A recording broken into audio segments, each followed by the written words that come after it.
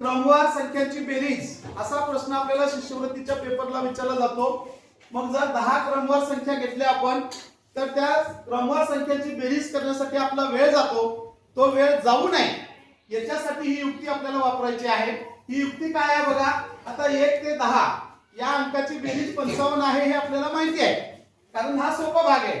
परंतु युक्ती वापरून कसं करायचं, तर मधला अंक जो आहे 5 आणि 9वा अंक 9, 5 गुणिले 9, 5 9 45 आणि राहिलेला जो अंक आहे शेवटचा 10वा त्याच्यामध्ये बेरीज करायचं, बरोबर 55।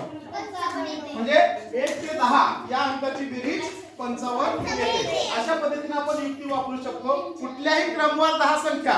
आता उदाहरणार्थ आपण जर मोठी संख्या घेतली, आता ही संख्या घेऊन बघूया, 148 49 50 51 52 53 54 55 56 57 या 10 संख्या आहेत। 10 संख्याची बेरीज आपण केली तर ती बेरीज आपल्याला 1525 मिळते। असं जर बेरीज केली 8 9 17 18 20 23 असं जर बेरीज केली तर 1525। आता आपली युक्ती वापरून बघा, आता पाचवी संख्या कोणती आहे, 1 2 3 4 5 152 आहे का?